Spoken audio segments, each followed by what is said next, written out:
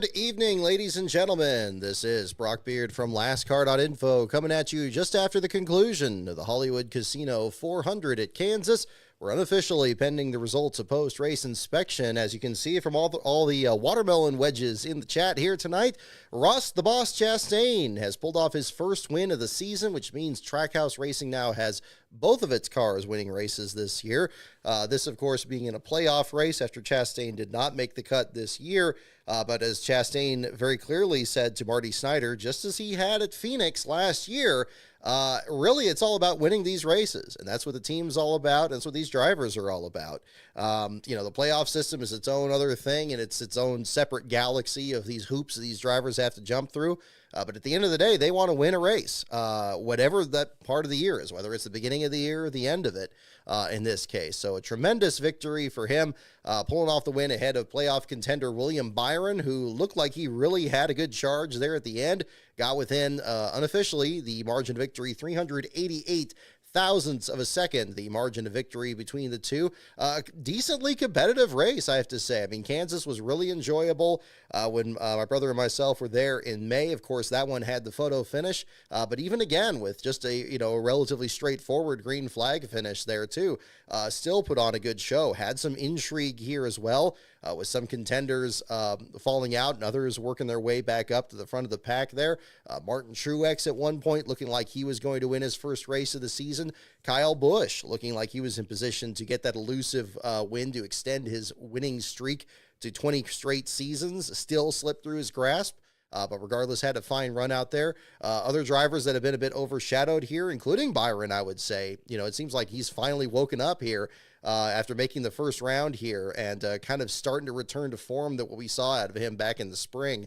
It's a good time to peak if you're going to here with a good run there, but not quite able to get the victory and completely assure him a spot in the round of 8 next year. But as the leader overall, I think, has put himself in a very good position after this. Ryan Blaney in the 4th spot behind Truex and Ty Gibbs in 5th.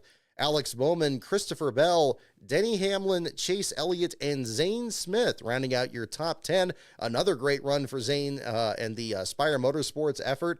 Talk about another driver that's just completely turned things around from Nashville. We talk about it seems like every week on this show.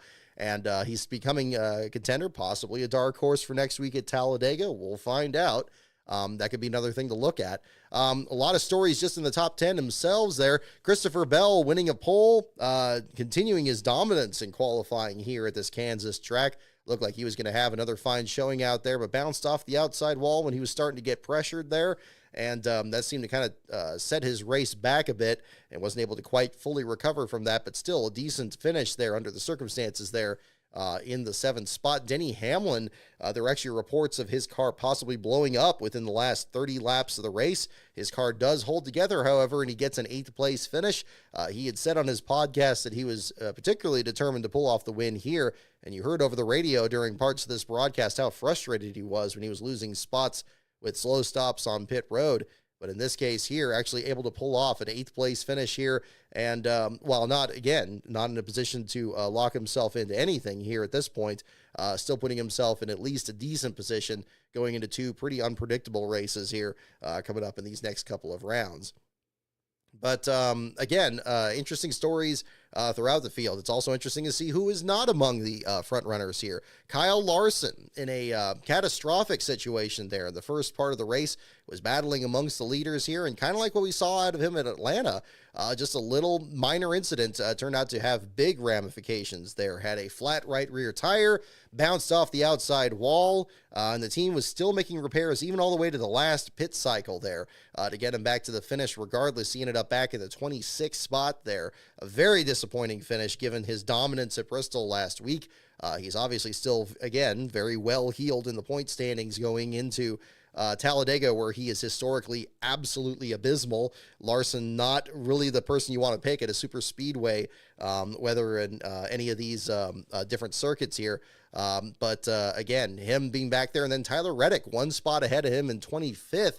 A driver, the 2311 team seems like it's really figured out Kansas these last few years. We've seen both Bubba Wallace and Tyler Reddick be very good here, but this time around was just not the case, particularly for Reddick here, ending up back in the order there as well. Further back, you have Austin Cindric in 34th. Looked like he was going to be actually in position to get a decent finish. Was running 13th when he spun out and clipped that inside wall there heading into turn 3. Regardless, he ends up with a 34th place finish, finishing 4 laps down in the process. So not quite off to the strong start that he had in the round of 16.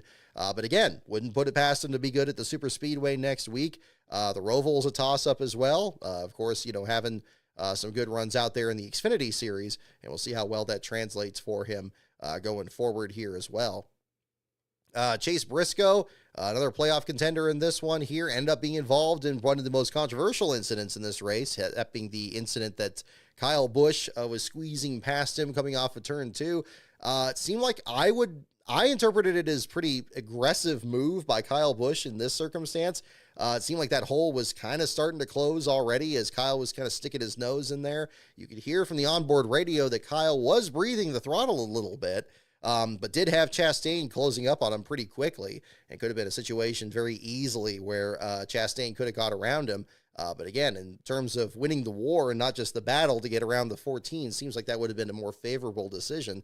But regardless, Briscoe comes up the track, and Kyle Busch bounces off the outside wall, spins out down the back straightaway, and although he does restart in about the 8th spot, it seemed like the team did a fine job getting him back out there under the circumstances, under the ensuing caution. He did tumble back to the 19th position there at the finish. I originally thought it was 16th there, but seeing the scoring here right now showing him 19th, 16 seconds behind the leader there. So unfortunately, what could have been once more for Kyle as we go into Talladega next week in the waning weeks of the 2024 season. Looking at other contenders through here, Daniel Suarez in 13th, able to congratulate his teammate there on the victory today. Again, a solid finish there for him. Joey Logano, a bit of a disappointing run there. Logano very vocal on the radio about how slow his car felt in this race. Ends up with the 14th place finish there as well. And then one spot behind him, we did see a spin out of Justin Haley in his return to Spire Motorsports, this time driving the number 7 car. Haley ended up finishing as the only car 1 lap down at the finish in the 33rd spot. But meanwhile, Corey LaJoie moving over to Rick Ware Racing, his first start in the number 51. He comes home 15th. So you got to give an attaboy for him on that, especially after driving for Spire for so many years. I think he did a fine job out there, keeping his nose clean, was very close to the incident that began the race there, and we will definitely talk about that in the last place battle here at the same time. But that was a very interesting strategy there that he was able to pull off and getting a decent finish here as well. So again, along with Zane Smith in that 10th place finish, just beating Chris Buescher to the finish there by 0.7 of a second. Again, fine job by Corey LaJoie there as well. And also Ty Dillon, who had some damage in the initial incident there. It was a rough day for colleagues' effort there. Daniel Hemrick spun.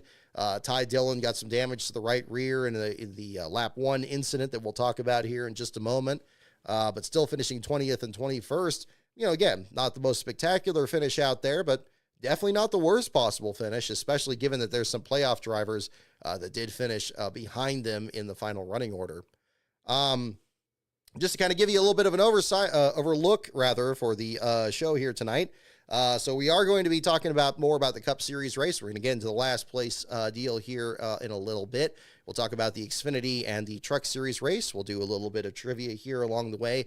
And also, I wanted to follow up from last week. We will be talking some baseball towards the end of the show here, as now today the Oakland A's have now played their last game as the Oakland A's, rather, playing it up in Seattle earlier today. That game just wrapping up before the show today. So I will be talking about that, but we'll put that a little bit later in the show. For those who want to stick around for that, we'll talk about the races this weekend first. And we'll get into a bit more of that a little bit later. So if you are interested in that, that will be coming up here in a little bit.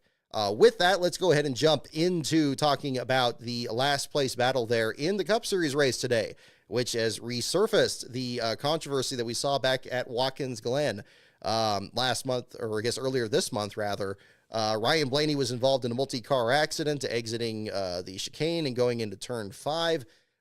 There was a report that the steering had broken on the 12 car as it was being towed back to what seemed to be pit road, but instead the tow truck took the right-hand turn right in front of Austin Cindric's pit stall there to the garage area, And of course, that ended Blaney's day. Now, Blaney and the team sounded very surprised and frustrated by this.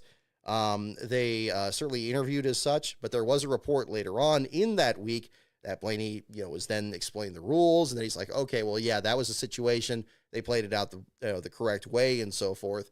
So that happened. So now we've had a couple races since then, and I would think that every team, I would think has been brushed up that much more on this rule, this damaged vehicle policy, which I've not been a big fan of, because I think one of the best things about a race is seeing the team work on these cars and try to get them back out on the track to actually complete some laps. I think that's interesting. You see the crowd, you hear the crowd applaud when that happens as well, a team able to kind of recover and continue on in the event, especially in a situation here where a driver just has 4 flat tires. This is, again, a problem that's been going on the last couple of years, especially Joey Logano's situation where he needed a tow truck to get to pit road, where the diffuser was so destroyed that he could barely compete after that. We've seen other options about trying to tow cars to the garage in such a way that's not going to destroy the diffuser. In other situations where a car would be brought back to pit road and the team would be able to change tires. There's been still a lot of ambiguity in this rule. And I think that the Blaney incident was a prime opportunity to really clear that up, and really make that understandable. I don't know if that ever happened, though. Certainly not. I mean, I didn't see the drivers' meeting here or anything, so I don't know if it came up during that or if it was part of the discussion or anything. But this leads us neatly into today's incident, where right at the beginning of the race, Chase Elliott has an engine failure. After qualifying, he qualified last on the grid, was at the back of the field, had a redundant tail end penalty. So the race starts, and he makes an outside move. He's going 3 and 4 wide around much slower cars. And of course, he's got a much faster car with a fresh engine in it. So he's able to kind of work his way up there. And he has enough room to make the move. It's nothing any particularly dangerous or anything like that, at least in the moment. As he comes off of turn 2, there's a bit of a stack up in front of him.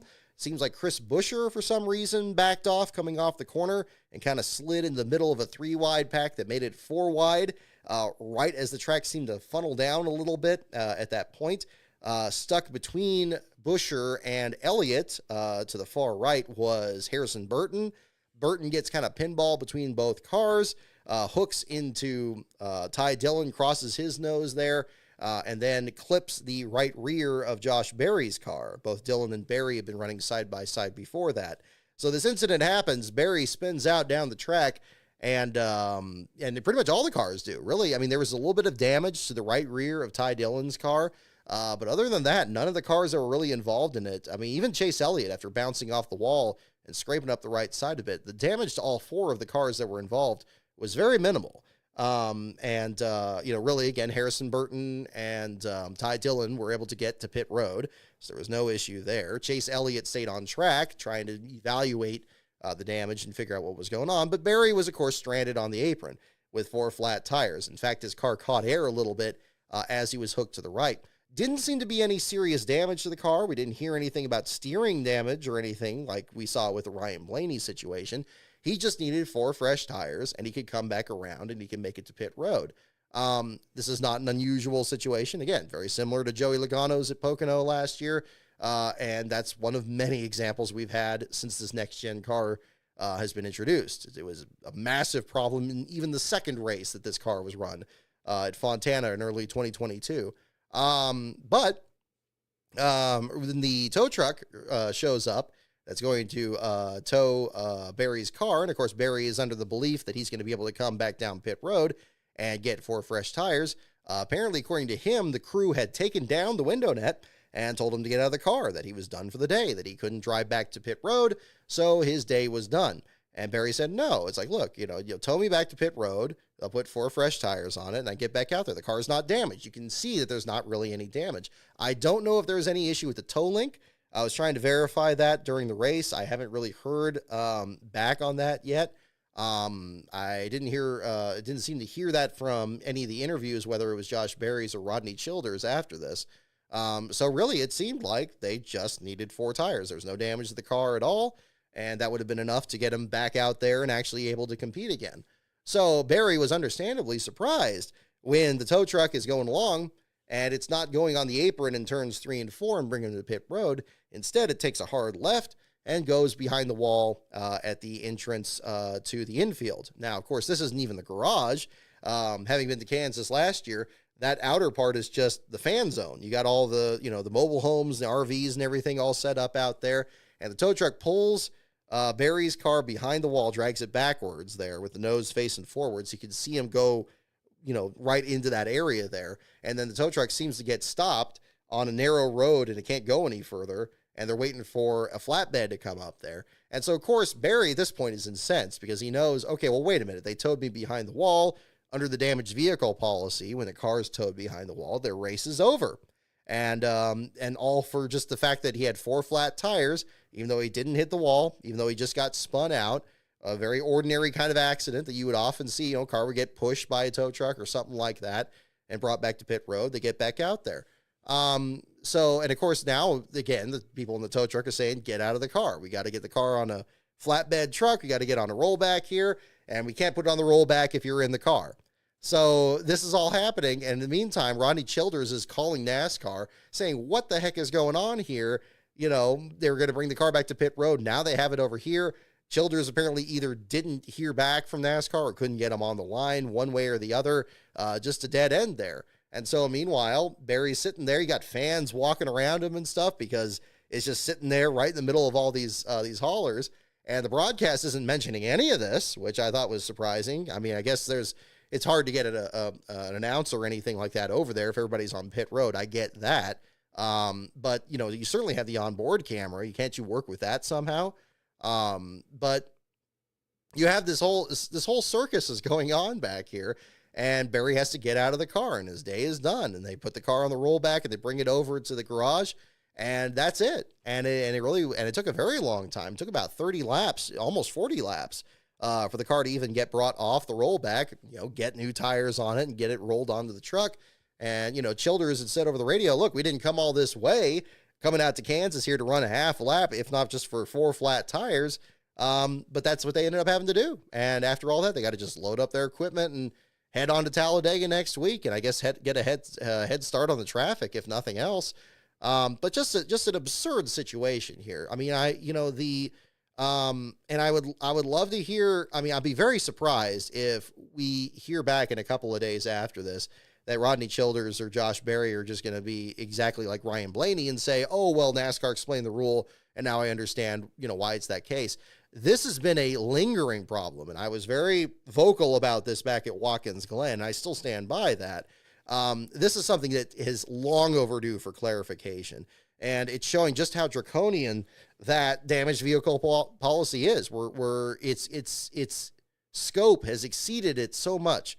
I mean, what was the intent, really? If you really think about it, the damaged vehicle policy is like, okay, we don't want drivers going out there and running cars that are, falling to pieces or dropping pieces of debris on the track, or they're driving a car that's like maybe less safe because it's got less of the body work on it. So, okay, we want to avoid that. So what we're going to do is we're going to limit the amount of time that teams can be able to make those repairs. It's like, okay, well, yeah, they're only going to be able to, if it's 6 or however many minutes it is nowadays, from the moment they enter pit road, the clock starts and they can actually start making those repairs. And of course, teams are now extremely limited on what tools they can use. They can't really use any of their parts unless the part is really required to go out there, like the rear bumper panel on a super speedway. And other than that, it's just taping stuff together, and then sending them back out there. So, okay, while, in most cases, if it's like real heavy damage, the kind of thing that you would usually see from those old broadcasts, where the whole front of the car is taken off, or the whole back of the car is taken off, or something like that, or the numbers are etched in tape in the door because the door is pushed in. If we can't have a situation like that, okay, we're not going to have those kind of damaged cars out there. As far as they're concerned, okay, great, mission accomplished. Except, of course, there's the first problem. Despite extending the time of the crash clock, teams still have to rush to make repairs to get back out there because they have to finish the repairs, get back out on the track and reach minimum speed in that period of time. And then only then the clock stops, and then you can make more substantial repairs. We saw another example of this in the Xfinity race yesterday with Justin Allgaier, and it was just kind of treated as, oh, well, that just kind of happens. It's like, no, is this any less dangerous? Allgaier, in his incident, gets involved in an accident there, The car's all tore up. They got to fix up the front of the car. They got to fix up the side of it and everything. Send him back out there. He goes back out on the track for one lap, blows a tire again, hits the outside wall in turn 3. Now he's been involved in 2 accidents stemming from the same accident because one of the best crews, one of the best teams in the sport, had to rush and kind of try to figure this out and send him back out there. And if that was going to be the situation for one of the best teams in the sport, what do you think it's going to be for everybody else out there? They're not going to be able to facilitate those repairs. If they are able to get it done, within that time, it may be even more slipshod and may be in a situation that could put the driver in even more danger. So you have that part of the problem there. But then separate from that, you have what we saw here today with Josh Berry, a situation where a driver just has flat tires, doesn't even really have damage to it. And again, I may correct myself here if it turns out that there was a toe link issue, but even then, the toe links are designed in most cases that you can make that repair under the restrictions of the crash clock. But in Barry's situation here, he just had 4 flat tires. If the tow truck had 4 tires and somebody could bolt them on there, that he could just get back out there. Or if they had like a roller or something like that, that they could roll the car back along and, just push it along like a cart and get it down to pit road, and then the crew can change the tires. Something like that could be done. I just don't get why they can't figure this out when there's tow trucks all over the country and the world that I'm sure tow cars with diffusers on them that run low to the ground all the time. It's not an unforeseeable, bizarre incident. Not to mention other motorsports that handle this the same, whatever way they do it, in open wheel competition or other closed fendered competition. So now we have a situation where, if you have 4 flat tires and you can't drive your car back to the garage area, you could be just out of the race and that's it. Even if you have plenty of tires to bolt on, even if you have plenty of equipment and crew and everything to make these repairs, you still find yourself in a situation that would have been typically the case when a driver gets wrecked out. I don't think that's what the crash clock was intended to attack. And I think it's restrictions of it have created this situation now. And while I think you may debatably say that Ryan Blaney's situation was more excusable because there was an issue with the steering and he couldn't drive the car around the track. In fact, the report seemed to be that was the case back over the radio when they were saying, well, look, if you can't steer it, we're not going to let you run around a road course. Like, okay, I could kind of see that. But in this case, that didn't seem to be the case. This should have been anticipated well in advance, and it wasn't. And it sucks because now Barry, who is already himself is driving for a team that's about to shut down. And of course, he has to deal with the Wood brothers next year, as does Rodney Childers with his deal with Spire and so forth. But, again, they're looking to try to get the best run that they can get. We saw other drivers in this race, including drivers involved in that same incident, that actually were able to rebound. Again, mentioning Ty Dillon, who had more severe damage than he did, finishing on the lead lap in this race. Who's to say Barry couldn't have recovered from that too? It's just absurd. I mean, I think, and again, not to just simply just complain about this and say this should have happened, but I think really, maybe a way to look at this is, again, it's a multi-pronged issue. You first and foremost there needs to either be better communication between NASCAR, the pit crew, and whoever's in the tow truck. It really feels like there's no communication between them, that the driver has to literally shout at whoever's in the tow truck. And the crew certainly couldn't get a hold of NASCAR under this circumstance, which was absurd. And then, I mean, nobody, the left hand doesn't know what the right hand's doing during all this. And, tow truck is going to see a car that's stranded. And I think they're just under orders to just bring that car to the garage, no matter what the situation is. But there's no way to kind of step in the middle of it. So the communication needs to be fixed, first of all. Second of all, the rule needs to be adjusted. Where, okay, say that does happen. Say it's too difficult to coordinate with the tow truck and say, okay, this car is going to pit road versus this car going to the garage area. Let's try to reach a middle ground here. Like, okay, to a certain extent, even when NASCAR has spotters around the track that could conceivably evaluate the condition of one car versus another, maybe that's not always possible. Maybe especially at a race like Talladega next week where you have a multi-car accident. You're going to have a few cars that are stranded. Maybe one has significant damage to it, maybe to the undercarriage or whatever. Then you have another one where it just has 4 flat tires, and if they got tires, they'd be back into it. Maybe that's a difficult distinction to make. So if that's the case, why don't we create a situation where when the tow truck goes into the garage area, have the crash clock start the moment the car comes off the tow truck, like it would have happened on pit road? You can still have the crash clock come into play, but then allow them to actually kind of evaluate and to see what the situation is. And maybe that would be a way to evaluate it. Maybe not have the moment that a car goes behind the wall be the moment that eliminates a car from the race. Maybe not also have the moment that a driver drops the window net or gets out of the car be the end of it. This would still not be going all the way back to the way things were before the event, because you would still have the clock. But just at least give them that situation. In the case of Ryan Blaney's, if there was a steering problem, they probably wouldn't have been able to fix that in 6 minutes. And that's probably why Blaney didn't find that was, really that big a deal when the rules explained to him. Because in that same race, or I believe around that, I think actually it was at Bristol, you had a couple of different teams. Yeah, it was Bristol, because Kaz Gralla had this situation with the steering, and he didn't have enough laps to get it fixed, whereas another team that had that same problem earlier in the race did have enough time. That was definitely a situation that wasn't going to be fixed in 6 minutes.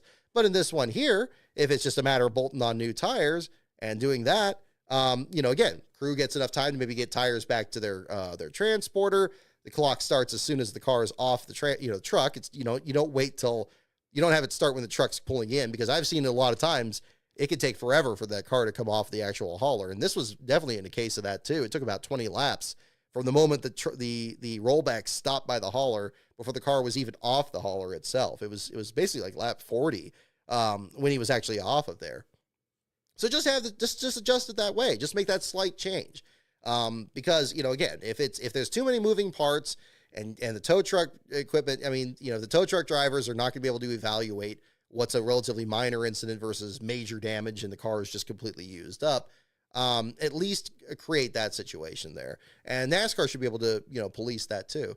And so, yeah, it wouldn't change anything for a team that has a car completely wadded up. They bring a wadded up car into the garage area and drop it off there. You could have 3 days to try to fix it, and you're probably not going to be able to fix it. So, okay, if you want to have the crash clock, you don't want to have heavily damaged cars out there, but you also don't want to be eliminating these people with just flat tires, because that's wrong. But the only people that are able to really properly evaluate that is the team. NASCAR can't do it. And the tow truck driver certainly can't do it. And while I thought originally that a communication between them would maybe help that, I'm starting to think, even as I'm discussing this now, I don't think that's going to be possible. So what you have to do is just adjust the rule just that little bit. And then you would be able to, because again, NASCAR is not against people able to make repairs in the garage area. People that clear the clock, they're able to go back in and spend several laps doing it. We've seen that situation there before. I do think that part of the rule probably should be the next part that's evaluated, because we do have these situations like what happened with Algar yesterday, where, a driver, a team rushes repairs, goes back out there and gets in another accident. That's the kind of thing that they're really trying to avoid. But I think that's a discussion for another day. I think right now, the first thing should be not penalizing drivers for flat tires, which is uniquely an issue in the Cup Series. And when this is the top series out there, there should be some more latitude out there for these teams to really kind of figure things out. There's just too much at stake. There's too much money at stake. These cars are too expensive, and everything else. And they can run out there, even though there's going to be some damage to the diffuser or whatever the situation is. They should be able to be afforded that chance. And I don't think that's outrageous. And I don't think it would be that big of a change. I'm sure, though, they would probably make that sound like it's a big change, but it really isn't. And it's just unfortunate. So I hate it for Josh Berry here. Didn't get to even complete one lap. Not the first time that's happened at Kansas in a Cup race, no less. In fact, two times before, both the inaugural race in 2001, Casey Atwood was involved in a 4-car accident on the first lap, and in 2013, Danica Patrick was also involved in a 4-car accident in turns 1 and 2. Both times happened in the exact same spot that we saw Josh Berry's situation today. I actually pulled up the clips from both those races, and in those particular cases, similar to Josh Berry, both their cars were the most serious damage of all the cars that were involved. It was the only one that wasn't able to pull away. And in both those cases, under the old pre-crash clock era, driver was able to climb from the car and get out. They towed the car back to the garage area. The team was able to evaluate if they could make repairs. In both cases, they weren't, and so they ended up being the last place finisher. But regardless, the teams were able to kind of figure that out. Again, kind of a mild spoiler for an upcoming 500 Days episode much later when we cover that. So I think that's another one to look at too. And then the next best thing is like, okay, I mean, I'm seeing comments here already about like getting rid of the damaged vehicle, getting rid of the crash clock altogether. That would be the easiest way. I don't see any problem with, again, letting these teams make repairs and try to get back out there and evaluate how many points they need. Just because we have a playoff system doesn't mean that, suppose that a bunch of playoff drivers were in that incident at the very beginning. Chase Elliott really was to an extent. He wasn't, in such a situation that, he was in any kind of legitimate danger of being, dropping from contention there. He was able to escape with very minor damage, but suppose that wasn't the case. Are you really going to have a situation where, a car is just stranded and that's just it? They can't do anything.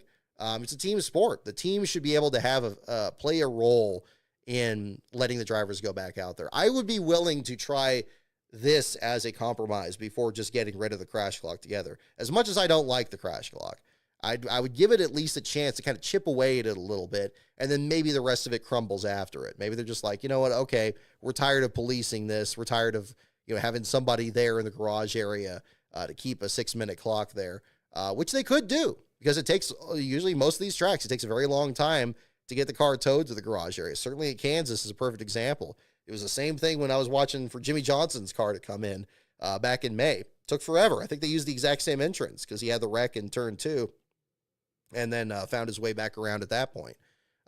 So I think that's another way to really look at it. So, again, and it's just unfortunate. So I hate it for Barry. He does get his second last place finish of the year, his first since Gateway, and his first after losing his pit crew to Chase Briscoe after Briscoe, of course, made it to the next round here, and they're looking to put the best guys on there. That really says something about the crew that Rodney Childers had assembled there. Childers, of course, as I mentioned, him still staying there as the crew chief for Barry for the rest of this season before they part ways to different teams.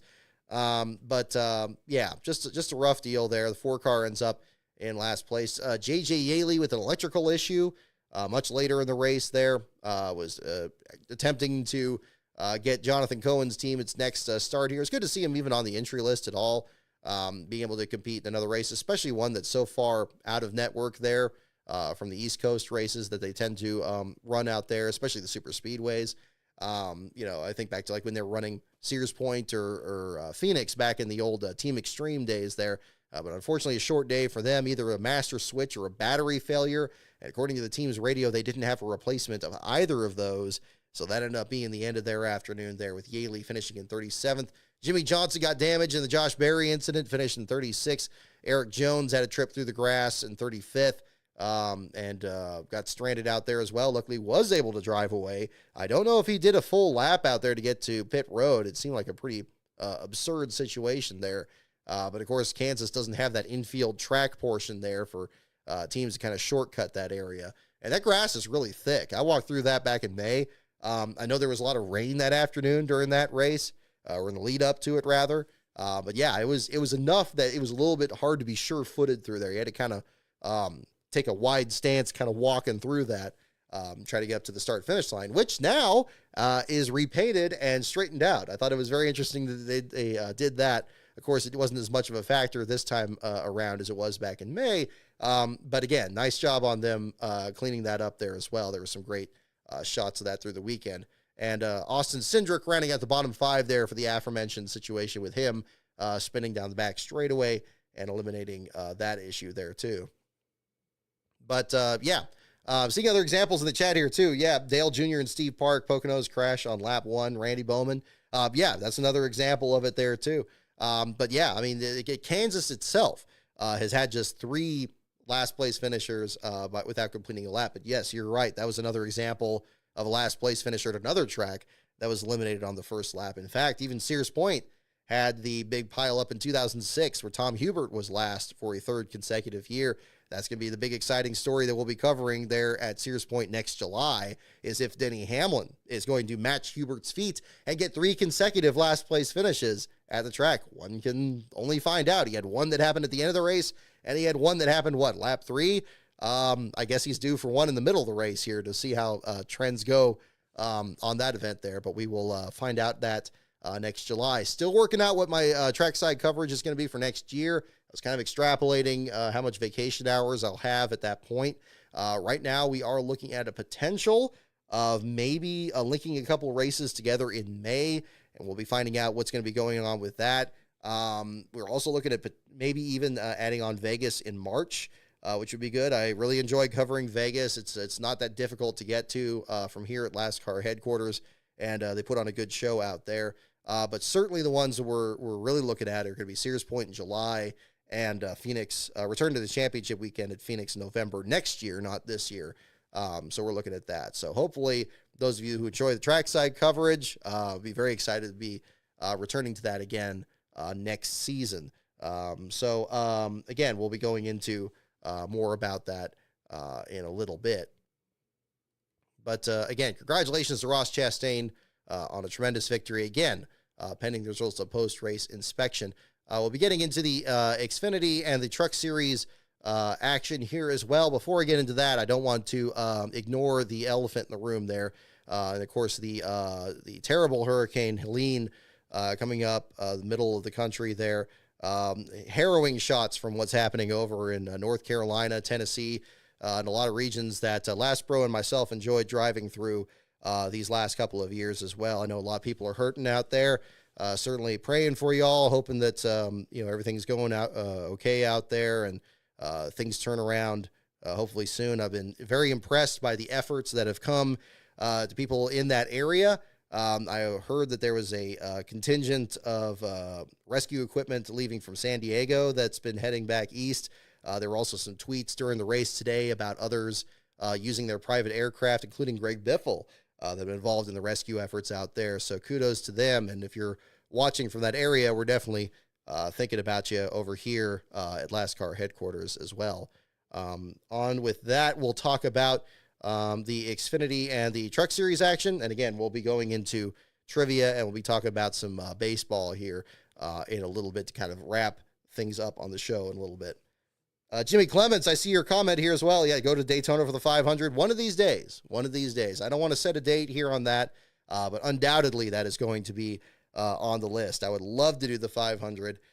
Would definitely be playing some Days of Thunder soundtrack there on the way over to the track there as well. One of these days. I don't think it'll be next year. Maybe the year after. We're kind of thinking about that.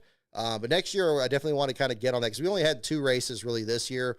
Again, the Thriller at Kansas in the spring, which was great. We had a great time there. And then Sears Point in June.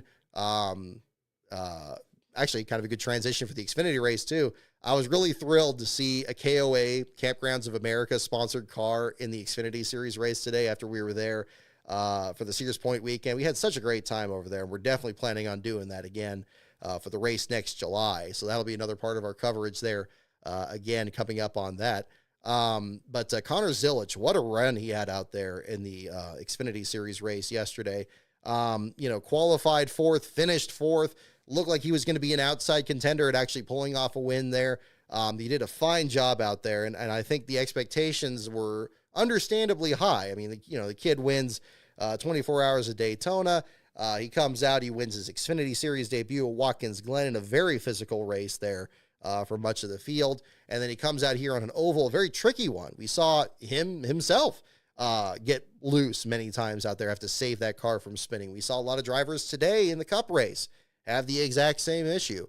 But in that one, I thought he handled himself remarkably well with that junior motorsports effort and getting that 4th place finish. And it was a gorgeous car. I would love to see that paint scheme run again there. I think that the effort that was done there to bring that brand out there was really cool. I know my mom was really impressed there when I showed a picture of the design there of the car. It was like, yeah, it's like it came out real nice. A great effort for him. Not to overlook, of course, the man of the hour in that Xfinity Series race, Eric Almirola, was just impressive that entire afternoon. And for him to be able to win at Kansas, where he had come so close, so close to bringing the Petty team back to the victory lane. I was about to say Penny Enterprises, but this was already the Richard Petty Motorsports era. Almost brought them back to the victory lane in 2012. He did ultimately do it later by winning at Daytona in a rain-shortened race.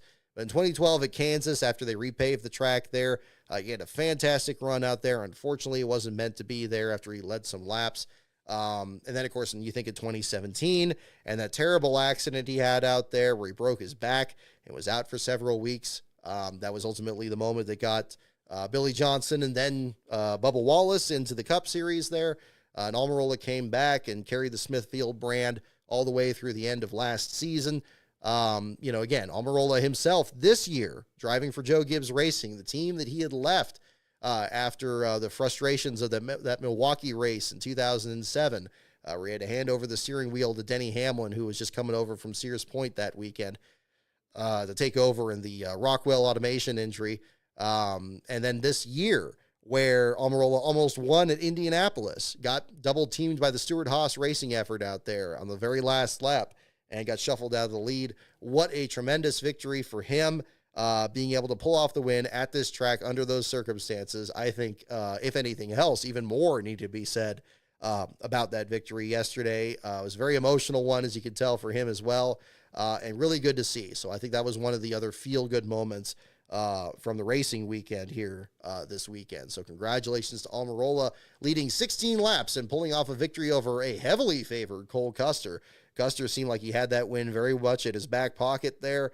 The Stewart-Haas team looking to pick up where they left off. They got two cars in the Xfinity playoffs and one in the Cup Series playoffs, and they're trying to just go out on top as best they can. And Custer, and again, not to make anything less of Riley Herbst, of course, again, he won that Indianapolis race, and I don't know if he has a ride for the Cup race at Talladega next week, but I hope he does, because he almost won that last year.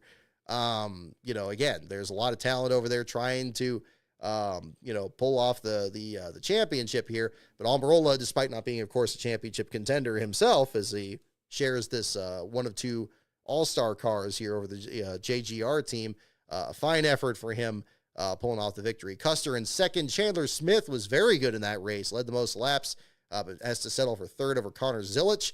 And then Sheldon Creed finishing fifth, not second this week, as, of course, he now works to the next round. And, of course, the Xfinity Series will join the Cup Series and the Truck Series next week at Talladega for what's going to be a very stacked white-knuckle weekend, and we'll be talking about that next Sunday on the show here as well. Looking at the rest of the top 10, Brandon Jones, the pole sitter, finishes in sixth. Austin Hill in seventh, ahead of Shane Van Gisbergen, who had, again, much like Zelich, a very impressive run on the oval. Now that he's had a chance to run a couple of these tracks a couple of times and get his feet under him, he was very loose in this race. Seemed like he was really having trouble with the handling of the car, but I thought he handled himself remarkably well in this race and pulled off an eighth place finish. This is the kind of track that you would think that the series regulars would really have an advantage, but he has made the adjustment remarkably well. I'm getting visions of No Fear racing, and back when Boris Said would run so well at Daytona. Of course, running on a super speedway is one thing. Running at a downforce track like Kansas is something very different. But a fine job he did out there, ahead of Jesse Love and Riley Herbst, rounding out the top 10 there as well. Looking a bit further back, there were struggles for A.J. Allmendinger, Sammy Smith, and Justin Allgaier in particular. Touched on Allgaier earlier, and again, the bizarre incident there after being involved in a wreck and then recovering from it. But the crash clock did not quite give them enough latitude for enough repairs and took him out, finishing in the 36th spot of the 38 starters. Sammy Smith got damaged in the very beginning of the race there. Had a tank slapper with the outside wall after A.J. Allmendinger got so close to him on lap 4. Came back around the track, ended up spinning out. A terrible afternoon for him, and a 22nd place finish ranked him second lowest of the playoff drivers here. Definitely puts him in a difficult situation here as this round continues. Same with AJ himself, who ended up back in the 17th spot there as well. But your last place finisher in this case was Taylor Gray, his first last place finish in the Xfinity Series and second overall. He had finished last once in the Truck Series, so he has not completed the last car Triple Crown quite yet, but when he gets to Cup, he will have an opportunity to do that. Gray's engine note had sounded sick after the first few laps, and unfortunately ended up dropping out of the race there at that point after the engine let go on the front straightaway and pulled him back behind the wall. Brad Perez was next to last. This was also a brutal situation here. An oil pump belt apparently frayed and came apart on the number 45 The team had considered getting back out on track because at the time they were only about 12 laps behind Justin Allgaier, who had just dropped out with his accident, and potentially it could gain a couple of spots there at the end. Ultimately, it probably was for the best that they didn't come back out because there were only one other DNF with Dawson Cram in the closing stages there, and it's probably not likely that they could have got around him as well. But Perez ends up being your 37th place finisher there. The team was very concerned in particular about changing the belt and potentially losing the engine, because that could have been a situation that would have been really hairy for them, and especially on a lower funded team there, they certainly don't want to tear through as many engines in that circumstance there. So again, an early exit, which is unfortunate. The Apex Coffee Roasters car is always one of the most gorgeous looking machines out there. I really enjoyed being on board there when he ran the number 53 there for the Joey Gase effort. But this time around, a 37th place finish. Allgaier in 36th. Dawson Cram in his first start for Mario Gosselin's team. Of course, Cram previously driving for JD Motorsports before it shut down, and then driving for Mike Harmon's team in between. Harmon's team having Ryan Vargas take over this week. Congratulations to him on his engagement as well as his win in the successful run rather in the Whelen Euro Series as well these last couple of weeks.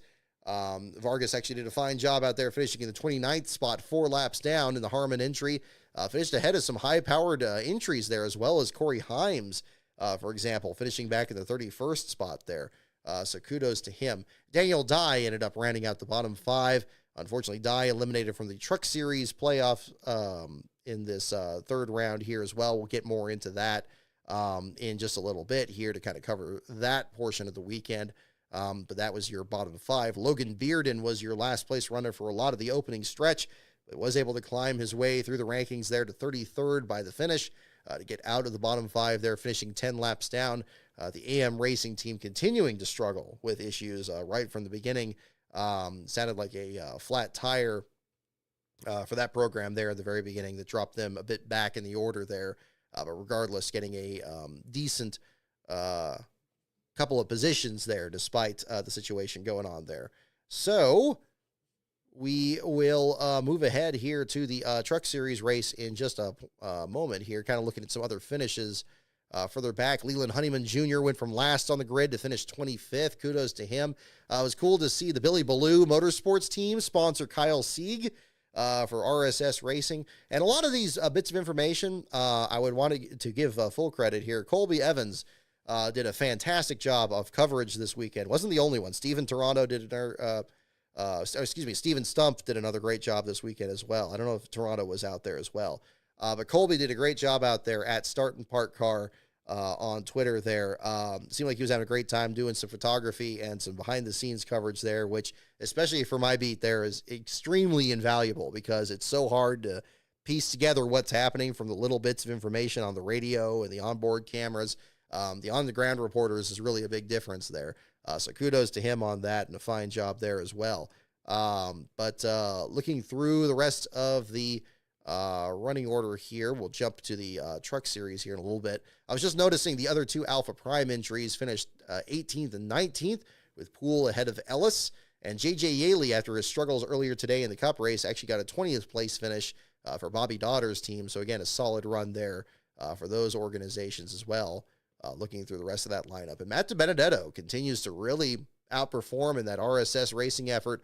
A 14th place finish here. It seems like he's right in that 14th to 18th kind of range these last few weeks. So that's really good to see for all the changes that have gone on over there. Kind of look at the Truck Series race here as well. What a rally for Corey Heim after an issue in practice set them back a bit. Had to get started at the tail end of the field there. Comes all the way back from worst to first, Ernie Irvin style, and pulls off the victory there in the playoff race there after Ty Majeski runs out of fuel in the final laps of the race there. Fine job for him. Lane Riggs looked like he was in position to potentially even sweep the first round of the playoffs as a non-playoff driver, which would have been outstanding. Came just one position short, finishing in the second spot. Margin of victory, a 7.638 seconds, so not necessarily a close margin of victory there in this case, but certainly with the economy run there at the end, was definitely a dramatic finish out there. Christian Eckes in third. Caden Honeycutt, so close to winning here in the spring, ends up with a fourth place finish there for the Al Neese effort. And Dawson Sutton, after driving the second Rackley War injury, gets into the primary truck, replacing Ty Dillon. Ty now has a supporting role over at that team the rest of this year, as he now prepares for a full-time return to the Cup Series in the number 10 at the Colleague team, the former number 31, driven by Daniel Hemrick. And Hemrick is the shirt of the day here that I brought out here for the show today. Definitely wanted to fly the colors for old Daniel Heartbreak here as well, especially with the news this week of, again, the retiring of the number 31 for the Colleague effort and running the number 10 in its place with Ty Dillon as the driver there. So, again, looking at Sutton there with a fifth-place finish. Behind him, Tanner Gray, Raja Caruth with a great points day, Bailey Curry in eighth, Grant Enfinger squeezing his way in and keeping the CR7 Motorsports team alive in the championship effort, with Connor Mosack completing the top 10 in the Spire Motorsports effort there as well. Majeski drops to 15th after running out of fuel, leading 51 laps of the race. Heim led 64, so had a fine showing out there. Very interesting scenario here as well. Kind of an unusual race in terms of its last place battle. Frankie Muniz, returning to the Truck Series here, is only his second start. Seemed to be really enjoying it after his race at Nashville and earlier this summer, despite how hot it was out there. You had Muniz actually pull off the track very early with a flat tire, ended up multiple laps down. It was hard to tell exactly when that happened because the transponder was also not working. So again, kudos to those of you reporting from the track there. I had a few others that were informing me about what was going on Friday's race there.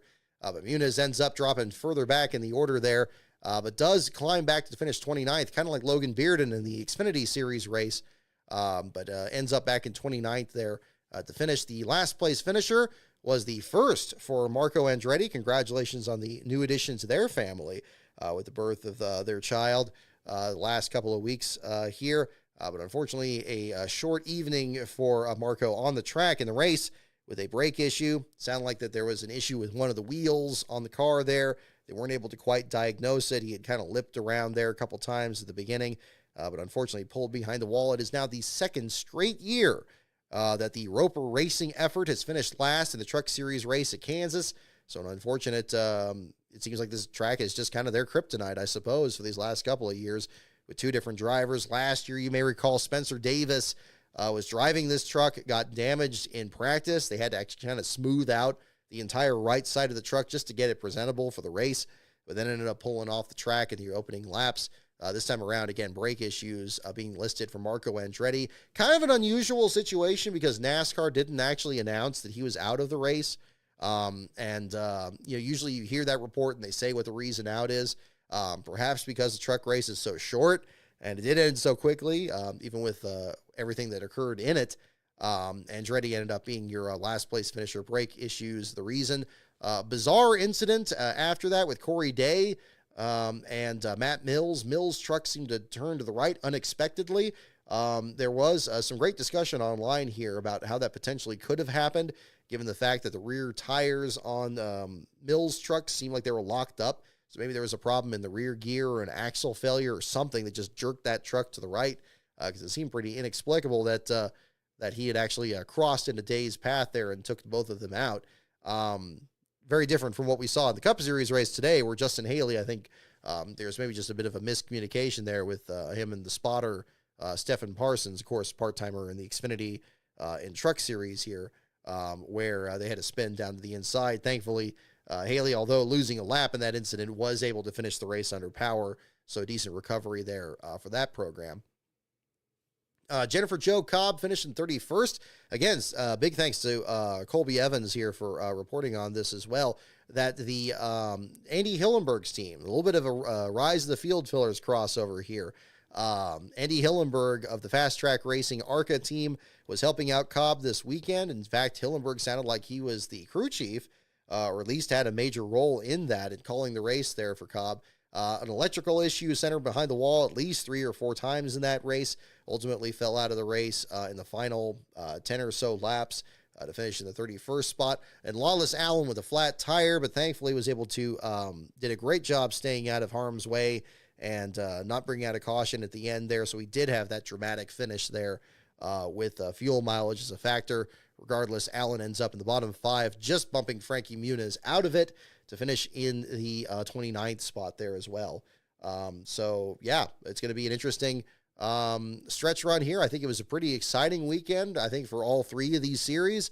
Again, the Cup Series race, it got a bit more calm than I think than the other 2. But regardless, I think that there was enough intrigue there.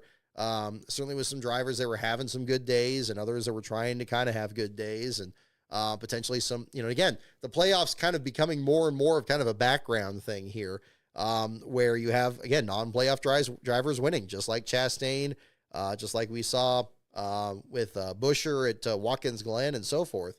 So really an interesting turnaround. We'll see what happens at Talladega. Definitely a track where dark horses seem to really have a fine day out there. Will we see a driver like a Daniel Hemrick be able to pull off the win in the Cup Series race? Will we see a guy searching for their first win for so long, like Ryan Sieg in the Xfinity race?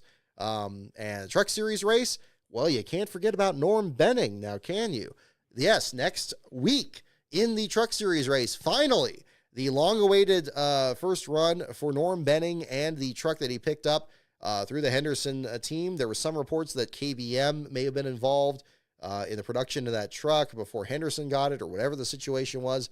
I don't have that information, but it sounds like that they're very excited to get that truck ready to go. There were some shots from Joey Gase's team a couple weeks ago as they were getting that truck ready. I would love to be there. Unfortunately, I'm not going to be, but it will be very exciting to follow this next week here as Norm hopefully has a good run out there. He wanted to run this truck back at Daytona, if you recall. He was looking for some sponsors, some extra support, and so forth. Didn't quite work out this past spring, but thankfully was able to acquire the truck and kind of get this effort going. That will definitely be a story I'll be following very closely next week when the Truck Series makes their run there. So I think that's going to be something really interesting to find out here too. So again, I think we got a lot of interesting storylines coming up next week. It is a triple header, right? Because I mean, I'm still surprised the Xfinity Series has 2 super speedway races at Talladega, but yeah, there it is right there. United Rentals 250 next week on October 5th. So we'll see what the story is going to be there. But yeah, that's going to be another one to work on. Seeing some questions about the videos. Dalton Reed, any other driver story videos planned? Yes, indeed. This is, I'm still trying to find out what the best way is to create an efficient, I almost need to have 2 teams. I need to have like a team that does the editing versus a team that does like the research and the recording. But it's just one of me right now, and we're not in the budget to have staff here at the moment, beyond our staff writers, of course, at lastcar.info. Right now, sometimes it's so weird. There's sometimes I just really enjoy just doing the research and, getting the scripts together. And then there's other times I'd say the editing is probably the least enjoyable part of it. I do like crafting it in a very certain way, but it does tend to be the most time-consuming part of the process. In fact, the next episode of 500 Days is already in that position where we're starting to edit it. The episode after that of 500 Days, I just finished a rough draft of the script of that last night. In terms of driver profiles, like you were asking, Dalton, I do have some ideas on that. There's one that the script is probably about, I want to say 80% ready, but I really want to be able to make sure I get the driver interview to finish it. There's a couple of projects I have in that position, and sometimes the interviews just take forever to set up. That's why I kind of just jump to the next thing and make sure I'm not just sitting on my hands waiting for something else to happen. So that's kind of what I've been working on. So I got a couple of that. I even have another sponsor-related video that Brian Hallman's been helping me with, so that one's in the works. In fact, then on top of this, I also recorded a script for NASCAR Man History a couple weeks ago. Apparently that video is going to be coming out very soon. If you're in the Patreon, patreon.com/lastcaronbrock. And if you're in the $1 and up levels on that, you have advanced access to that video right now, and you can watch it after the show tonight for sure. So definitely make sure to take advantage of your Patreon benefits at patreon.com/lastcaronbrock. There's also some new content coming to the Last Car Archives channel as well. I'm just making sure I get my notes here too, because I had another note on that I wanted to jump into. Mentioning that, How about this Voti channel here on YouTube that's posting these HD renders of these races, some practice and qualifying sessions from back in the Car of Tomorrow era, or even some with the Gen 4 car. Real exciting. And I'll tell you what, I mean, I've really enjoyed kind of starting to watch those again. The 2007 Daytona 500 in really, clear HD. Very exciting to see. I mean, this on top of having the NASCAR Classics page, which has brought back so many of those older races and really clear footage. It's good to see some more even from this era that are even another version of that. So that's really exciting to see there too. So kudos to whoever the fine individual is that's been posting those this week. I've definitely enjoyed following that. And that would be Voti, V-O-T-I, for those of you who have not followed the channel yet. They're definitely growing by leaps and bounds as well. They should be. One other story that I wanted to talk about here on this at the same time.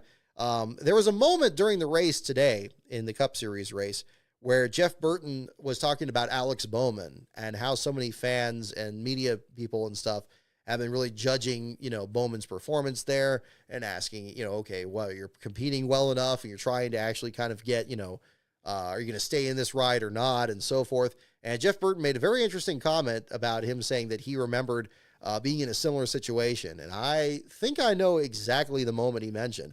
I was about to tweet this, but I figured I'd mention it on the show instead for those who may not be aware, because it's a little bit of a longer story. Does anybody remember, and some of you in the chat might remember if you were watching this back here, kind of dovetailing with Voti's channel here. Do you remember back in 2006 in the September Dover race, Jeff Burton at the time was driving for Richard Childress Racing, driving the Singular Chevrolet. He was the teammate to Kevin Harvick, and I guess that would be Clint Boyer that year when he was driving the Jack Daniels car. And the Childress team was doing really well at the time. Kevin Harvick, of course, was just as consistent as ever in what turned out to be the last year that GM Goodwrench sponsored the number 29 car there. But there was a very interesting moment. I remember distinctly that Bob Dillner posted this story, and I don't know where the story came from or whatever, that it was something about RCR being accused of getting an unfair advantage because they were doing something manipulating their tires. And if you think back to Richard Petty in 1983, messing with the tires is a pretty serious thing to be accusing these teams of. We've still seen, you think about Richard Petty and the tires being switched to both sides and the engine being too large. The tires, the fuel, and the engine are the things you just don't mess with. And I think that, if you get a story like that, it better be right, because it's going to be a potentially really serious situation. And Jeff Burton, I remember very clearly, came out and was very public in condemning the story and saying, this is ridiculous, this isn't true. We didn't do anything with the tires. We didn't do anything like that. We're just driving our tails off. And you know what happened that weekend? He won at Dover. His first win, I believe, in about 3 or 4 years. It may have even been his first win since he drove for Roush, if I remember correctly. But he went out there and he put on a clinic, fighting Matt Kenseth for the win at the closing stages of that. I believe Kenseth won the spring race that year and won that race. And it was entirely out of just spite and anger. And I would have loved to know if Jeff Burton was thinking of that, because that was the first thing that popped into my mind there is, a driver that was just so upset by a story that came out that he just went out there and just dominated a race. And maybe Bowman will find himself in that position now. I mean, now that he, of course, you heard him in his interview after he won the Chicago street race, how vindicating it was for him. And of course, he's had a solid start to the playoffs here through these rounds, still looking for a win in this portion of the season here. But regardless, it did remind me that much. Okay, Beast of Metal, yeah. So his first win since 2000, the Phoenix race. So yeah, so there you go. But yeah, exactly. It was a crazy situation. Was it it was 2001 at Phoenix. Yeah, not two, because he won 2000's Phoenix race with a Sitco car, but then 2001 as well. Another 500 Days episode that'll be coming up a bit later in that series too. So I'm still working on that at the same time. Yeah, so I'm very excited about some stuff that's coming up here for the channel here in a little bit. And we'll be jumping into all of that here in a little bit too. So much more content coming up. In fact, I actually have, I guess this will dovetail into our next segment here in a little bit. We'll talk some baseball before we go into the trivia section here. because I know the hangers on here in the show really like the trivia there at that. So we'll weave that in here in a little bit, but I want to make sure to include this in here too. I think that's about all the notes I had on that from today. Okay. So yes, so let me make a change here, and we'll go into that for here. If you have any other questions from the weekend, don't hesitate to ask me during this here, and we'll jump into that as well as our section here about the trivia portion here. But I do want to talk about the A's, the Oakland Athletics, and the last game here that was played, at least last game in general, as the Oakland A's that happened today in Seattle, but also much more significantly, I would say, the last game at the Oakland Coliseum that was this past Thursday. So this is not really a baseball channel, and I know this may be a little bit jarring here on this, but I don't want to kind of leave this on the cover. So first thing I want to say about this is that I will have a video coming up that's going to involve some footage that I collected from that Thursday, and we'll be posting that up on I'll be posting it up on YouTube here in a bit. I'm just in the process of editing, and I've actually got to record a couple scripts here after the show tonight, so that'll be one thing they'll be working on. But to kind of give a teaser of it, I kind of want to talk a little bit about just kind of how that weekend went, or that day went, rather. I'm kind of looking at some other, I want to kind of look at some pictures here in the meantime, and some of these will be brought up here at the same time. So I brought my hat out that I was wearing that day here. I picked this one up a while back. This is when they did the Big League Chew series. That's what the pin was there on the top. It's got kind of like a little gum package thing here. I thought this was pretty hip. I found it a while back, and I hadn't worn it to a game, so I was like, okay, let's wear it out to the thing there too. So, I guess the first thing I want to say about that is just how quickly it went by. There was just no time to really, kind of take in. You tried your best to kind of take in what was going on there at the stadium and so forth. But it was just over so quick. And I've had that experience at the racetrack before, especially going into the garage area after the race. Like, you just realize, like, wow, how quick that race went by, and everybody's already loading up and heading out. But obviously, the team venue dynamic is so different in baseball versus racing in that case there. I'd grown up going to games at the Oakland Coliseum. I've always said that I've never had a negative experience there. I know a lot of people talk about, oh, the stadium's old and it's falling apart and the toilet's back up and it's this and it's that. And I hear this from so many people, and I wonder what percentage of them have actually been there, that have actually interacted with the fans out there. And I would firmly believe that that the number is pretty high that have not been there. I grew up in San Leandro, which used to be, it still is, just kind of down the street. It's like the next couple exits up from the Coliseum. I actually drove by there on the way back out. We were close enough. You could see the fireworks going off above the stadium and everything. My parents met at that stadium at a Raider game back in the 1970s. And so, it has kind of a special, place, good memories from that. I will not say that I've been like the most frequent attendee there. I'm not going to pretend, and I certainly don't want to take credit for anything that the people that have been most outspoken on the issue of the team moving to Las Vegas and trying their best to prevent it. This game that I went to was the first game I've been to in, I would say, 5 years, maybe 6. I'd been there probably about a dozen times before that. I remember there was one that my brother and I went to when I was working at Kaiser, and we took the BART train from Richmond to that. And I think that was 2019, and that was probably the last one I'd been to. And kind of talking about like how quick the game goes by. I hadn't been there since they changed the rules in baseball, where, the clock just, you had the pitch clock now. So of course there's none of that long standoff with the pitcher and the batter, and it just goes by so quick. I really was surprised by that. And I thought I gave myself enough time to get there, but I knew it was going to be crowded no matter what, understandably. And as it turned out, of course, it was sold out. what was it, 48,000, 49,000 fans there in attendance.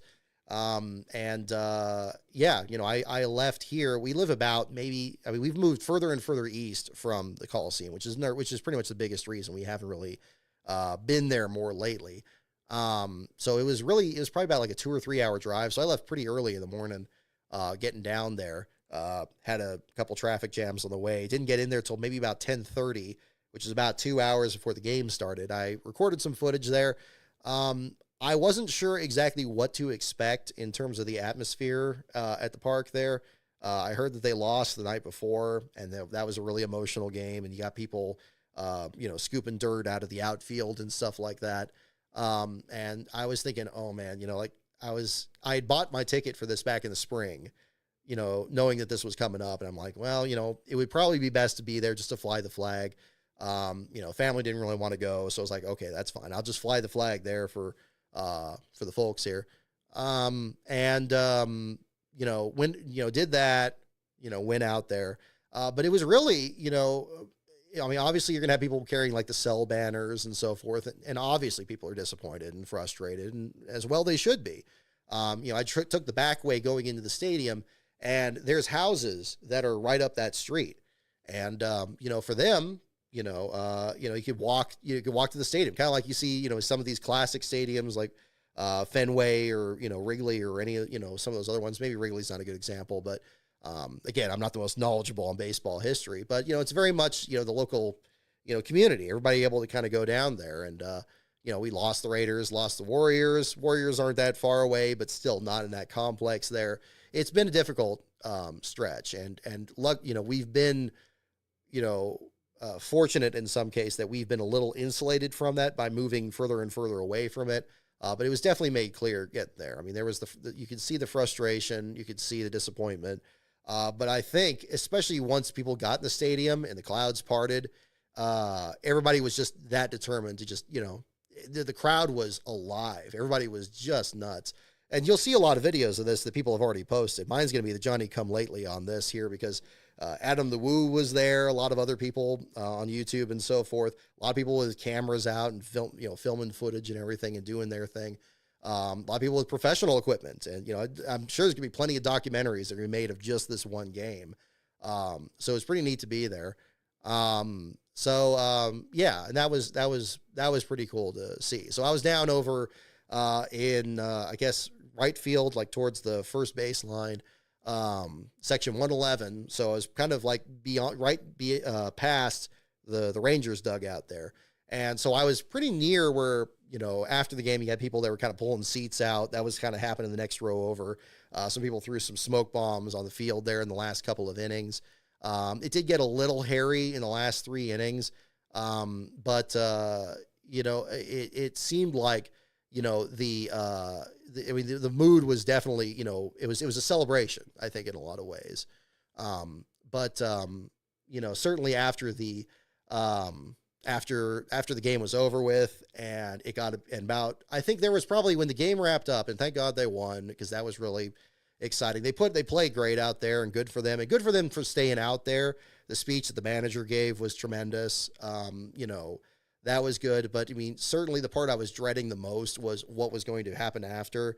And it was really hard to really kind of tell what that was going to be like. But certainly I think maybe there was the speech that the manager gave. The team kind of filed out. They had security really strict. Like everybody was like, they had like guys staged maybe about 6 feet apart up both baselines, and they were just watching everybody like a hawk. So like, nobody was going to get out of there with like a seat or anything. I saw one guy get out with like a cup holder at one point. They smacked off one of the seats there. But I was perfectly willing to just take a picture of mine and just work my way out of there. I wanted to kind of take that in a bit, but I'd say maybe about a quarter to maybe a third of the crowd kind of dispersed. I'd say within like the first 15 minutes or so after, the speech was done, and basically, they were authenticating home plate and all that stuff like that was happening there. And then it got so quiet at that point. And I kind of walked through that for a bit. But it was pretty rough. It was pretty rough, I got to say, and understandably. And so I headed out at that point. So, emotional day, rough deal there. And it didn't set in at that day, but it did kind of the next day, for sure. So, not the biggest tragedy in the world, certainly with what else is going on in in the country today. Especially with what's happening back east. But yeah, it definitely, it was kind of a stinger kind of through the weekend here. So I got some stuff to show here in a little bit. Yeah, I'm going to kind of take a moment here. We'll go into that. We'll do some trivia and we'll wrap up the show here in a little bit. So stay tuned, folks.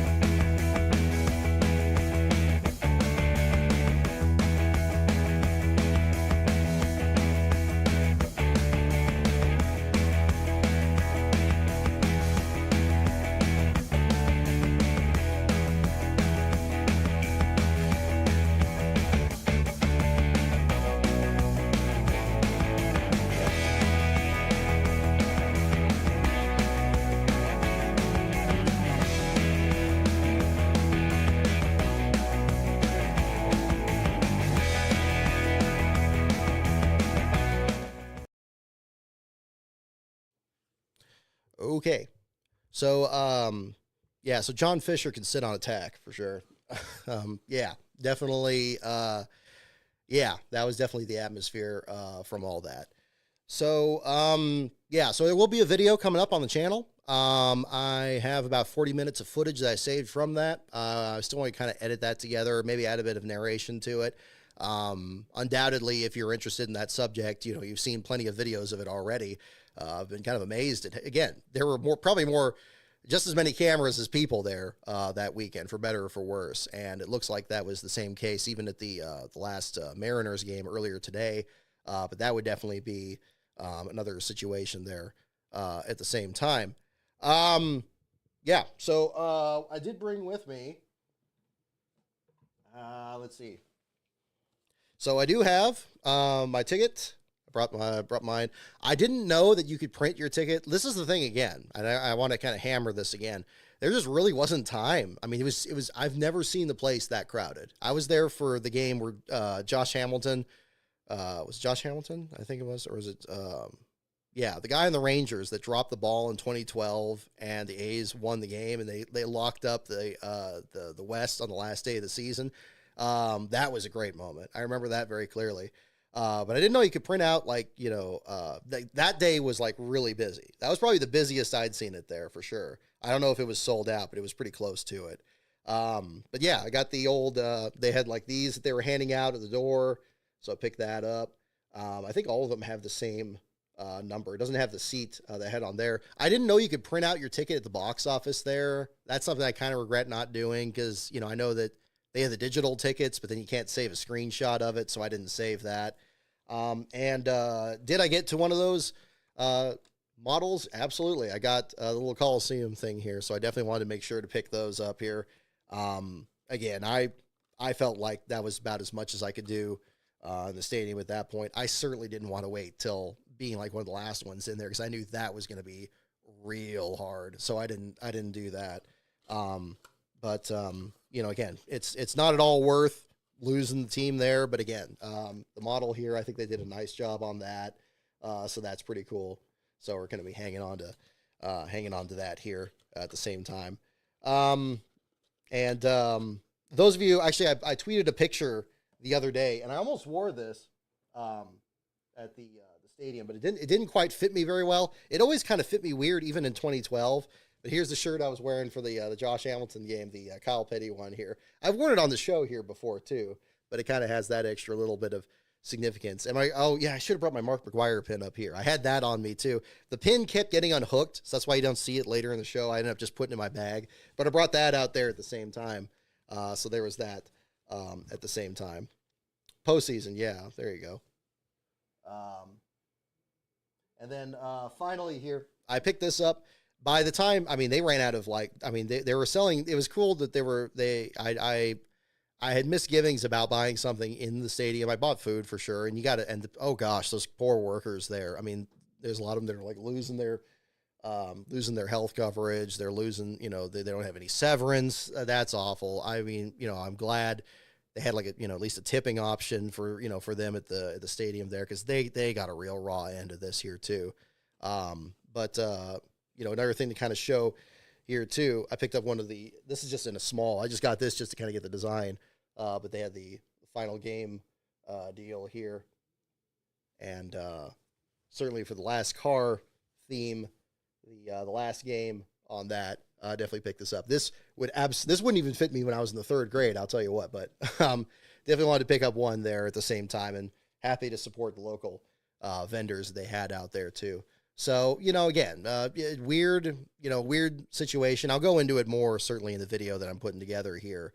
But that'll be something that's coming up here too. Jimmy Clements, I don't know you were from San Leandro too. That's awesome. So that was definitely a different that was a different time. Myself and Kevin Pereira were both out from San Leandro, moved to Antioch, and then moved elsewhere. I don't know where he lives now, but we're a bit further east. Like I say, probably about 3 hours from the Coliseum there. So that's a different one to talk about there too. So I certainly don't want to end on that note. So we're going to do some trivia here to wrap up here for the evening. And again, we'll have some more information on here as well. I hope you guys enjoyed the pictures and stuff that I was sharing. I would have loved to share more. Obviously, the Wi-Fi was just jammed up with everybody there, but as well it should be for how many people were in attendance. It was a gorgeous day. It was a great turnout. It was a privilege to be there. And then hopefully, things are still up in the air as to what's going on. I know there's issues with the Sacramento move. There's issues with the Vegas move. And John Fisher has stepped on every toe imaginable. That's kind of where we are at the moment here. So let's wrap up with some trivia here. Which category would you guys like? And if you have any questions, I'll kind of jump through the chat here too, because I'm sorry I didn't really look that much into the chat here too. Oh, you got me on the. There we go. Got me on the Jeff Burton question. Yeah, I'm glad that came up. I'm glad I remembered to bring that up. I wanted to kind of talk about that on here because I remember that being, I thought in my memory with Jeff Burton that it was a situation where, they were questioning, it was just like the Alex Bowman situation. They're saying, oh, why is Jeff Burton in this car? Because he'd been in that car for a couple of years. He got swapped in part through 2004 when he drove the America Online car, and then he got the singular one in 2005 when Robbie started his own team. And then 2006, and then he hadn't won during that entire stretch. And I'm sure the undercurrent of that entire story was like, okay, what are they doing here that's gonna, what's keeping him here? Why is he, not succeeding. That's the way I remembered it. But when I was looking at some articles before the show tonight, it seemed like it was much more about that tire situation, which was interesting. It's amazing what memory can do, or sometimes not do sometimes. Let's see here. So again, categories are NASCAR, pits, teams, tracks, drivers, and the wild card. Again, the categories, NASCAR, pits, teams, tracks, drivers, and the wild card. So I'll do some questions here at the same time. Michael Baker, senior comments, CW needs a live streaming service for the races. I didn't know they didn't have that. It seems like everything is these days. We use Hulu, so I don't really keep track of that too much, but that would be another one. 20s in the owners playoffs. Oh, Ben, thank you for reminding me. Yeah, that's another one to certainly mention there too.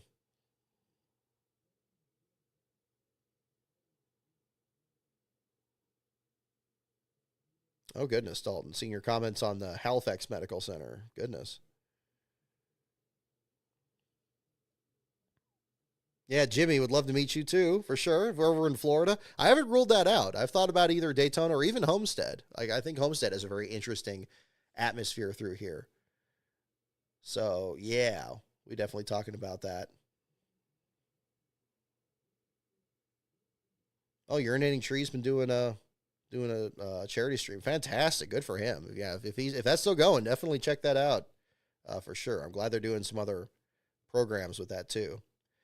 Desert Fox asking, did I ever go to Fontana? Yes, actually, that raised a good point. Yeah, that somebody was asking me this week about that. Like, how many other last things have I been to?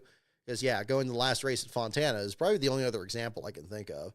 The last IndyCar race at Sears Point, they kind of treated that in a similar sense of like, yeah, this is ending and, they're probably not going to come back to the track. That was probably the other closest thing to it.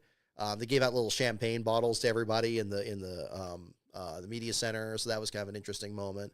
IndyCar's never really been that much my focus there. I mean, I've really fallen off on following it since 2013, and I kind of misjudged that really in the years since.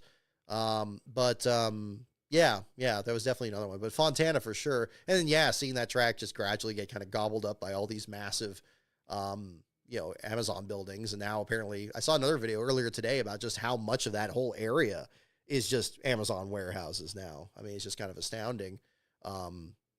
What a land grab, kind of occurs there, but, it's all part of it, I suppose, but, just a difficult situation. Let's see here. SC Park, got category for NASCAR. Oh, okay, we got a few for NASCAR. We'll go ahead and do that. I see 3 votes for that, so we'll jump into that here. That one's a little too easy. That one's a little too easy. You guys are too good for that one.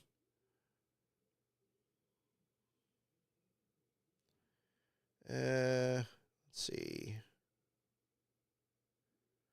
Here we go. Here's a good question.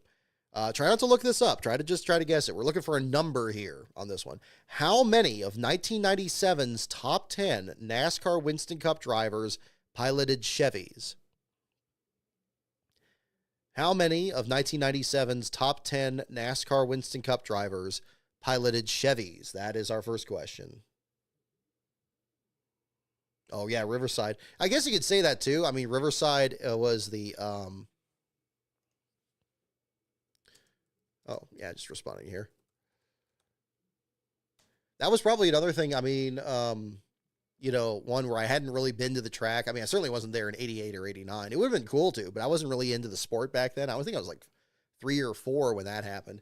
I know I seem a bit older than that, but yeah, that's a little bit before my time. I would have absolutely been there though if I was interested in the sport back then.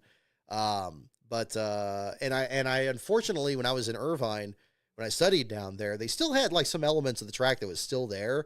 But it's not, I think there was like little pieces of the wall and like foundations and maybe some of the buildings there. That would have been really cool to see. But by the time, we got out there, you saw the pictures from when we left Phoenix last year. There's just nothing. Like you can see the mountain in the distance and it's just houses and streets and just, regular, just normally zoned stuff. Very few like empty patches out there. It's completely developed over. So there's a little bit of a rise when you go past that mall, which is kind of where the top part of the track is. So some of the natural contours are there. That's probably about the closest you can get. So if you're ever like looking for anything Riverside related in Riverside, you keep your expectations pretty low because there's very little there. There's not really any markers or museums. I guess there's a museum of Riverside's history somewhere out there. I don't remember ever going by there, but I heard of it at one point when I was in Irvine. But yeah, that would be another one. Let's see. How many of 1997's top 10 NASCAR Winston Cup drivers piloted Chevys? I guess is for 4 and 7 and 5 and 9. The answer is 4. 4 is the answer. There you go. NASCAR fan 2041. Looks like you were the only one that got it. 4.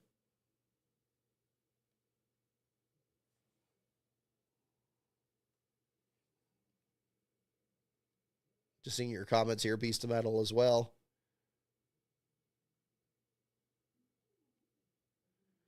So we got a third non-playoff winner in 4 playoff races.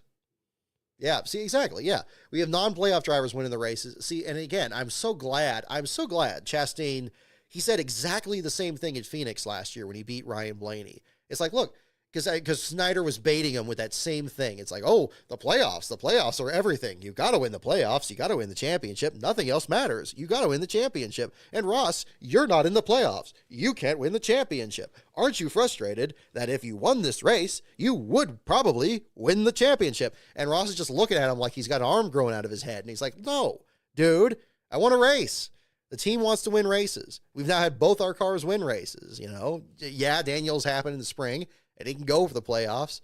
But he's happy to win a race anytime, you know, and that was like the same thing he said at Phoenix last year. And I don't know how many more times people are gonna have to get this in their heads before they just say, okay, yeah, this is the situation. You know, this is what they're competing for. You know, they want to win races. And that was a great thing with the full season championship. You know, when Ricky Rudd, we just passed the anniversary of Rudd's dramatic win at Martinsville on Friday, which happened in 1998. Rudd was having an awful season. He was nowhere near championship contention. Certainly not in Jeff Gordon, Dale Jarrett, Mark Martin strata from that year. And Gordon was on the way to just an absolute tear. In fact, was in the top 5 of that race, as he was for, you know, practically the whole season, except for, you know, a couple races where just weird stuff happened. You know, when Rudd won that race, you know, he wasn't near anything. I think he was like 30th, 31st in points. But he won the race, and, you know, and of course it was a dramatic win, and he, you know, the heat exhaustion, the air conditioning not working from the very beginning, and him making it to the finish there, it was a dramatic moment, and it was celebrated as such. And, you know, you also had Rich Bickle, who didn't even win the race, that finished 4th in that one. That one always stands out to me. It's one of the first videos I put on this channel, was his interview and just showing how appreciative he was and how much it meant to him to get that finish, given the fact that he had pretty much been like written off from the Cup Series, that he was a really celebrated newcomer back in 1990, 91, lost his ride, could only get part-time rides, kind of redeveloped himself in the Truck Series, and gets back in there, take over for Greg Sachs, and he gets this great finish, not even a win. But he was completely moved to tears by just that finish. And that's how incredible of a moment it was. And it really was. And we still have that now. You know, we can talk just as much about Zane Smith finishing 10th in the race today, or Corey LaJoie in what's an increasingly rare driver swap that we're seeing. Certainly not a mid-season driver swap, reminiscent of what we saw with Carson Hocevar last year at the Legacy Motor Club. But this one here, bearing fruit already, a 15th place finish. I mean, that's probably the best overall race LaJoie's had all year. And maybe just sometimes the driver just maybe needs a new environment, new circumstances, and that can turn things around for him. But I think that'll be another one.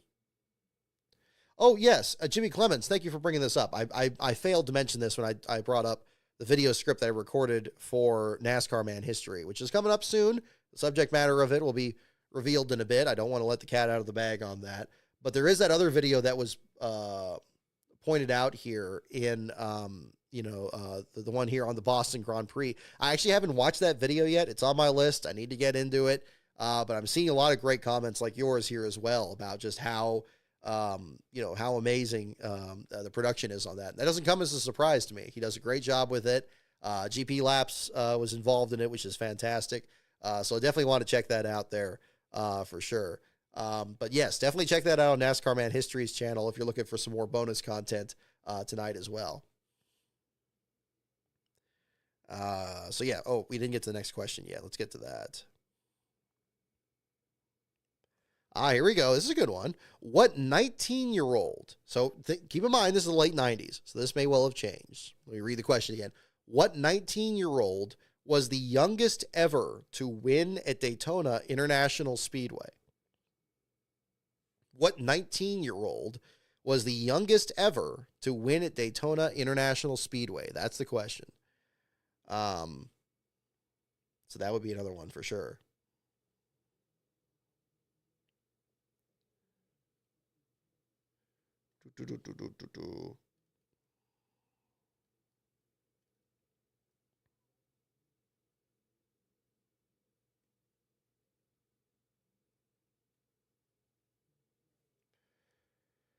Da, da, da, da.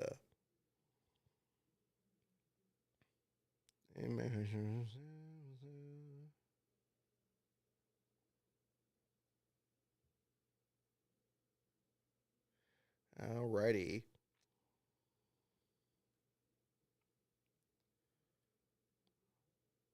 Just got to check out some of the other comments here in the meantime. Oh, I'm sorry. Let me read that question again. What 19-year-old was the youngest ever to win at Daytona International Speedway? That is the question.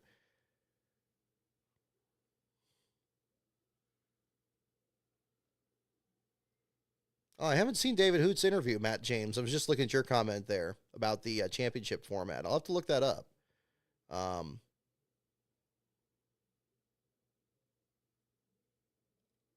yeah, that'll be another one to look at. Okay, I guess this is for Kyle Petty, Casey Atwood, Kenny Irwin. There's a lot of throwbacks here. Johnny Rutherford, Gordon. Alrighty, let me read it again. What 19-year-old was the youngest ever to win at Daytona International Speedway? The answer is Lyndon Amick. Lyndon Amick. I don't think anybody got that. You guys were all picking Kyle Petty. I was thinking, man, I think you guys got it. Lyndon Amick. Was it like, it must have been like a Goodies Dash race or something? I know, wasn't he, I think did I talk about him in 500 Days? He was up, or was like, or would have been ARCA, maybe? Lyndon Amick. Yeah, wait, what? Yeah, no, I'm with you. Let me look. So 77, so it would have been 87, 90, so it would have been like 96. Yeah, probably 96, maybe 95. Or 96 or 97. Win. That was 2000s. No, you won Charlotte 2000. I remember that. Okay. That was in ARCA. Random. It must have been in Goodies Dash, because I know that's not on Racing Reference. Is that on the third turn? Or let me see. Maybe driver. Okay, let me try driver averages. Okay, that's a weird one. Amy was, born 77. So it should be up here.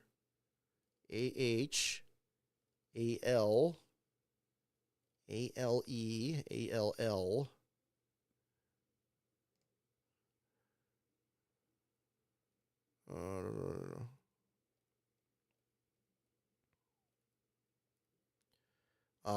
Okay, Charlotte. Okay, these are all later. Yeah, these are all much later. So this wouldn't have been any earlier than, it would have to have been in the 90s. 99, USAR Pro Cup, USAR Pro Cup, Busch Series, 5th, Busch. Yeah, it was one of this Dash Series. He finished 4th in a Dash race in 95 at Daytona. Third turn? Okay, hang on. 96 Goodies Dash Series.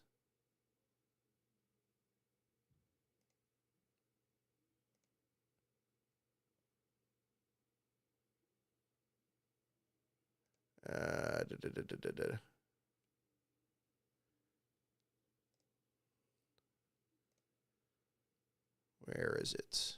Oh, yeah, there we go. Okay, thank you, Ben. Thank you for jumping on that there. Yep.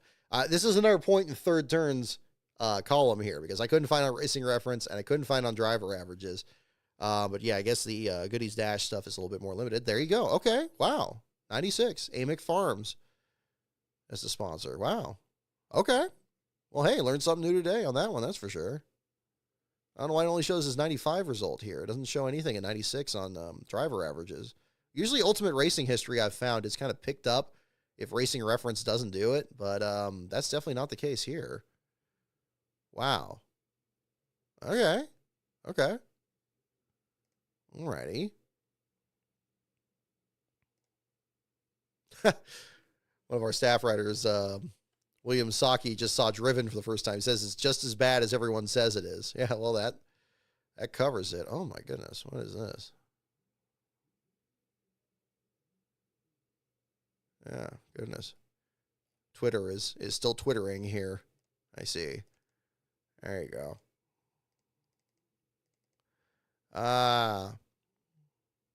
Yeah. Okay. All right. Well, shoot. Well, hey, see if we can get some other difficult ones here. We'll probably just do a couple more questions here. I know we got just a few hangers on here as we get up closer to the 2-hour mark here, but we'll wrap up here in just a little bit. Let's do a couple more questions. First one here. What driver won Winston Cup Series, NASCAR Winston Cup Series poles a record 20 straight years? I might need to change the batteries on this. This is a little bit faint.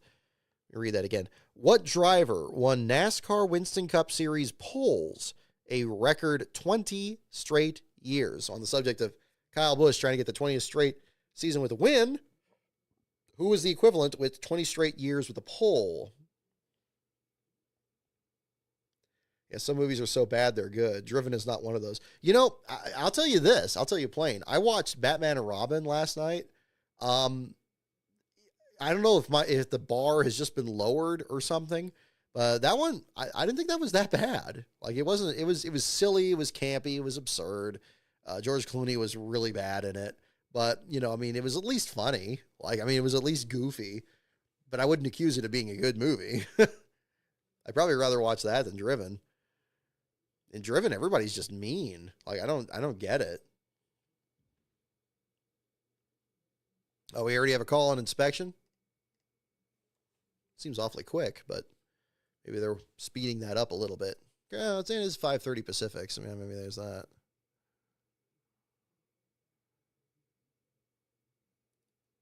Man, I mean, kudos to everybody that's helping out on this hurricane deal here. There's so many people back east with yeah, aircraft and everything. Like, my goodness, wow.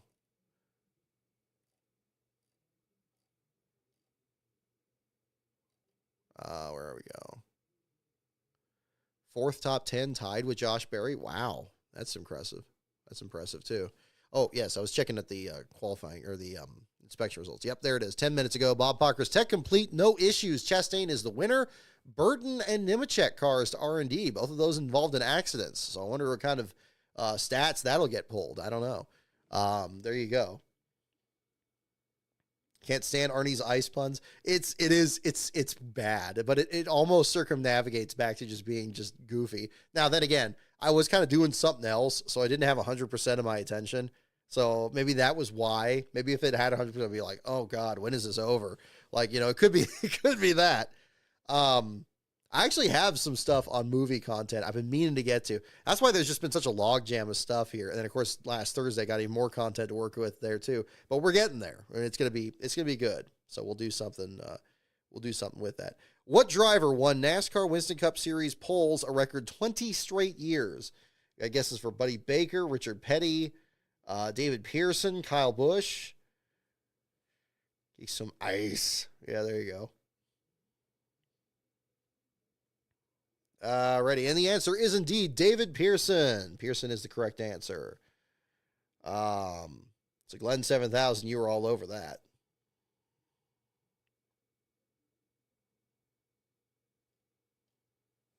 Alrighty.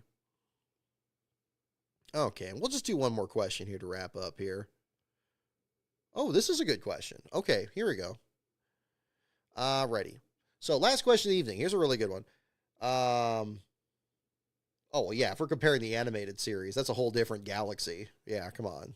Now, the animated series is art. How many cars did 60s automakers, need to sell to call a model stock? So we're looking for a number. How many cars, don't look it up, how many cars did 60s automakers need to sell to call their model stock? So, like, okay, there's a limit there. How many cars? I like the Arnie quotes here in the chat. How many cars did 60s automakers need to sell to call a model stock?